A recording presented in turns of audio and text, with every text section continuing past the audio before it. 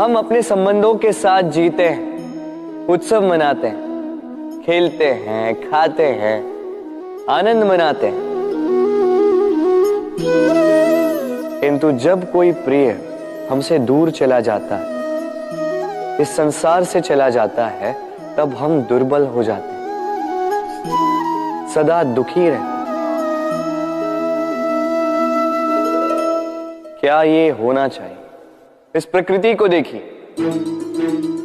वृक्ष पत्तों के झड़ने से शोक नहीं मनाता, वो नए पत्तों के आने का स्वागत करता है। कल आप भी किसी के स्थान पे आए थे और कल आपके स्थान पे भी कोई और अवश्य आए, क्योंकि ये परिवर्तन है।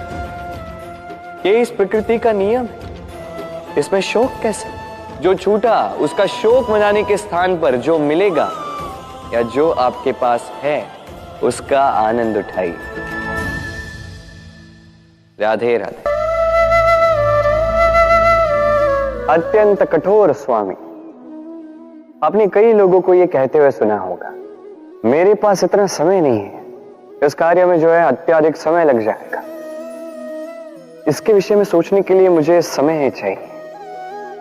अच्छा, मैं आपको एक बात बता देता हूं। यदि आपने ये निश्चित करने में समय लगा दिया कि आपको क्या करना है, तो समय ये अवश्य निश्चित कर लेगा कि आपके साथ क्या करना है, क्योंकि ये समय अत्यंत कठोर होता है। जब तक आपके साथ है, इसका आदर करना सीखें, इसका सम्मान करना सीखें, इसका सदुपयोग करना सीखें। यदि ऐसा नहीं हुआ तो इस समय को, स्वयं को और आपको बदलने में अधिक समय नहीं लगेगा। तो चलिए, अब समय आ गया है प्रेम से कहने का, राधे राधे। मनुष्य की एक विशेष प्रवृत्ति होती है, वो कभी स्वयं से संतुष्ट नहीं रहता, कभी स्वयं से प्रसन्न नहीं रहता। जो है उससे अधिक पाना चाहता, जो पा लिया उससे आगे बढ़ना चाहता, अपने जीवन में बदलाव, परिवर्तन लाना चाहता। और ये प्रवृत्ति संसार में सबसे महान है, क्योंकि इसी प्रवृत्ति के चलते संसार में विकास होता है। किंतु इस बदलाव के लिए मनुष्य उसकी खोज में रहता है जो उसके जीवन में बदलाव ला सके, उसे मार्ग दिखा सके, उसके जीवन में परिवर्तन ला सके। और इसके लिए मनुष्य संसार भर में उसे खोजता है जो उसके पास है।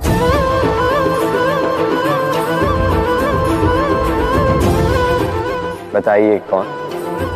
यदि कोई आपका जीवन बदल सकता है तो दर्पण देखिए। वो आप स्वयं है जो आपका जीवन बदल सकते हैं। वो आप स्वयं है जो स्वयं को मार्ग दिखा सकते हैं, जीवन में बदलाव ला सकते हैं, परिवर्तन ला सकते हैं। इसलिए पहचानिए अपनी भीतर की शक्ति को और विश्वास कीजिए, इस संसार में आपसे अधिक शक्तिशाली और कोई नहीं। जीवन बदल जाएगा, और अंधविश्वास का नहीं, आत्मविश्वास का हाथ थामिए। आपकी समस्याएं स्वतः दूर हो जाएंगी। मन बड़ी ही विचित्र कृति है। ये मन शरीर के किस अंग में बसता है कोई नहीं जानता, किंतु संपूर्ण शरीर इस मन की इच्छा साकार करने के लिए प्रयास करता रहता है। अब यदि मन कुछ खाने का करे तो व्यक्ति उसकी वनो उपवनों की इच्छा साकार करने का माध्यम ढूंढता रहता है। अब यदि मन किसी को शत्रु समझ ले तो व्यक्ति उसे नष्ट करने का हर संभव प्रयास करता है। अब यदि मन किसी से प्रेम करे तो उसकी प्रसन्नता के लिए हर सीमा लांघने के लिए सज्ज रहता है। परंतु जीवन सुखद हो, इसके लिए आवश्यक है कि मन खाली हो। इस बांसुरी की भांति भीतर कुछ भी नहीं, न राग है न द्वेष, तब भी तार छेड़ने पर स्वर निकलता है।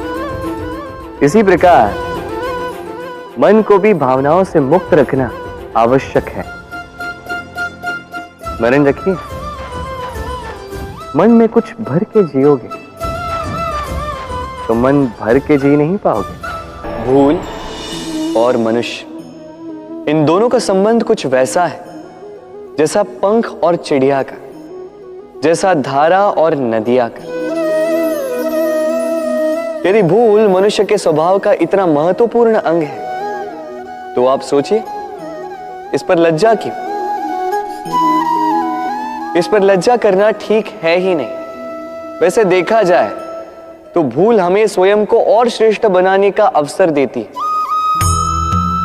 पहले से अच्छा प्रदर्शन करने की प्रेरणा देती है। अब कदाचित आप में से कुछ इस बात से सहमत नहीं हो, क्योंकि बहुतों की दृष्टि में भूल दोष को जन्म देती है, दोष अपराध को, और अपराध के लिए क्षमा नहीं, दंड मिलना चाहिए। किंतु क्या आपने कभी सोचा है कि ऐसा क्यों होता है? क्या कारण है इसका? इसका कारण है भूल स्वीकार करने से बचना। यदि आप कोई भूल करोगे और उसे स्वीकारोगे नहीं तो वो भूल दोष में बदल जाएगी और वो दोष अपराध। तो साहस रखिए, अपनी भूल को स्वीकार करना अपनी भूल को सुधारने की दिशा में सबसे पहला कदम होता है। और स्मरण रखिएगा, यदि कुछ अपराध है तो वो है समय पे अपनी भूल ना स्वीकार। हमारा शरीर प्रकृति की सर्वोत्तम रचना है। जो अंग, जो तत्व हमें मिले, उन सब का अपना अपना एक संदेश है। 2 आंखें दी हैं देखने के लिए, 2 कान दिए हैं सुनने के लिए, नथुने भी 2 हाथ दिए हैं दोहरा परिश्रम करने के लिए, किंतु जीव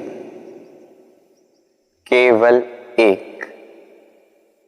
उस पर भी नुकीले बलिष्ठ दांत दिए हैं उनकी रक्षा के लिए। कभी सोचा है क्यों?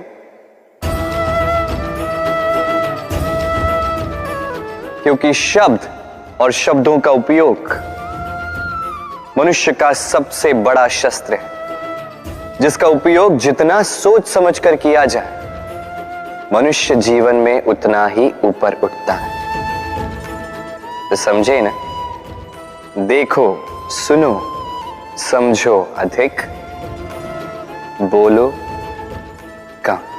मनुष्य का स्वभाव है कमाना, संग्रह करना, फिर चाहे वो धन हो, नाते हो, संबंध हो या हो प्रसन्नता। परंतु क्या आपने कभी सोचा है, नियति ने यह संग्रह करने की प्रकृति मनुष्य में क्यों डाली? एक बीज से पौधा पनपता है, उसके भोजन से फल संग्रहित होता है। क्यों? इसलिए ताकि वृक्ष उसे स्वयं खा सके? नहीं, बल्कि इसलिए ताकि वो भूखे जीवों में बांट सके। अब आप पूछेंगे कि इसमें वृक्ष का क्या लाभ? लाभ है, क्योंकि जो बांटता है वो मिटता नहीं। जो फल ये जीव खाते हैं वो उसके बीजों को वातावरण में बिखेर देते हैं, जिससे जन्म लेते हैं नए वृक्ष। उसकी जाति, उसका गुण, उसकी मिठास अमर हो जाती है। इसलिए स्मरण रखिएगा, अमीर होने के लिए एक एक क्षण संग्रह करना पड़ता है, किंतु अमर बनने के लिए एक एक कण बांटना पड़ता है। कभी बरगद के वृक्ष को देखा है? कितना विशाल होता है। कभी कभी भय लगता है कि इन भारी डालों का बोझ ये तना सह भी पाएगा या नहीं। भय लगता है कि कहीं ये वृक्ष टूट कर न गिर जाए, किंतु नहीं। समय पड़ने पर शाखाओं से निकलने वाली ये बेलें धरती की ओर बढ़ती और फिर स्वयं जड़ बनकर इस वृक्ष को सहारा देती। इसी प्रकार जो परोपकार करते हैं, सत्कर्म करते हैं, उन्हें स्वयं के लिए चिंतित होने की आवश्यकता ही नहीं, क्योंकि उनके कर्म ढाल बनकर उनकी रक्षा करते हैं। इसीलिए जीवन में सहारे की नहीं, कर्म की चिंता कीजिए। राधे राधे।